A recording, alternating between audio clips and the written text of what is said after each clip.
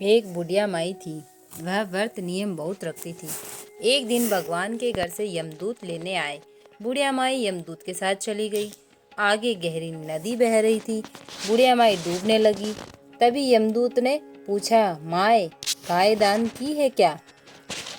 तो बुढ़िया माई ने गाय का ध्यान किया तो गाय उपस्थित हो गई। गाय की पूंछ पकड़कर बुढ़िया माई ने नदी पार कर लिया। आगे गई तो काले कुत्ते खाने दौड़े। तभी यमदूत ने पूछा, कुत्ते को रोटी दी है क्या? बुढ़िया माई ने मन में कुत्ते का ध्यान किया तो कुत्ते चले गए। आगे चली तो काले कौवे बुढ़िया माई को चोंच मारने लगे। तब यमदूत ने कहा, ब्राह्मण की बेटी को सिर में तेल लगाने को दिया है या नहीं?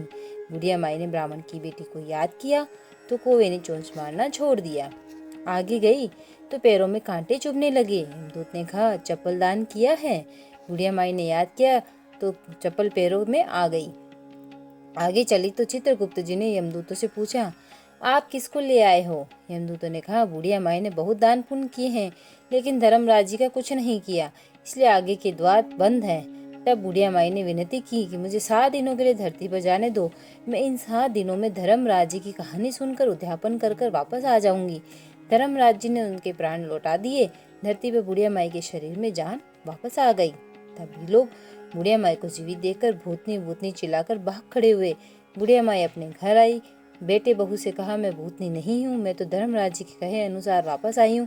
मैं प्रत्येक दिन धर्मराज जी की कहानी सुनकर उनका उद्यापन करके वापस परलोक चली जाऊंगी। ये सुनकर बेटे बहू ने पूजा की सामग्री ला दी, लेकिन कहानी के समय हुंकारा नहीं भरा। तब बुढ़िया माई पड़ोसन के पास गई। पड़ोसन ने कहानी सुनी और हुंकारा भी भरा। बुढ़िया माई ने 7 दिनों के पश्चात उद्यापन कर दिया। 7वें दिन धर्मराज जी ने बुढ़िया माई के लिए स्वर्ग से विमान भेजा। विमान देकर सभी गांव वालों ने स्वर्ग जाने के लिए कहा। तब बुढ़िया माई ने कहा, मेरी कहानी तो केवल पड़ोसन ने सुनी है। यह सुनकर सभी गांव वालों ने बुढ़िया माई के पांव पकड़ लिए और धर्मराज जी की कहानी सुनाने को कहा। बुढ़िया माई से कहानी सुनने के बाद सभी गांववासी विमान में बैठकर स्वर्ग पहुंच गए। तभी सभी गांववासी को देखकर धर्मराज ने कहा, मैंने तो केवल बुढ़िया माई के लिए विमान भेजा था। बुढ़िया माई ने कहा, मेरी कहानी इन सभी ने सुनी है, इसलिए मेरा आधा पुण्य इनको दे दो और स्वर्ग में वास भी दे दो। तब धर्मराज जी ने सभी गांववासियों को स्वर्ग में वास दे दिया। सो हे धर्मराज जी, जैसे बुढ़िया माई को स्वर्ग दिया वैसे सबको देना। कहानी सुनने वालों को, कहने वालों को, कहते सुनते हुंकारा भरने वालों को। जय धर्मराज जी की जय। श्री कृष्ण। आपको मेरा ये वीडियो अच्छा लगा तो इसे लाइक, शेयर और सब्सक्राइब करें। आगे की वीडियो के लिए मेरे चैनल पर बने रहें। धन्यवाद।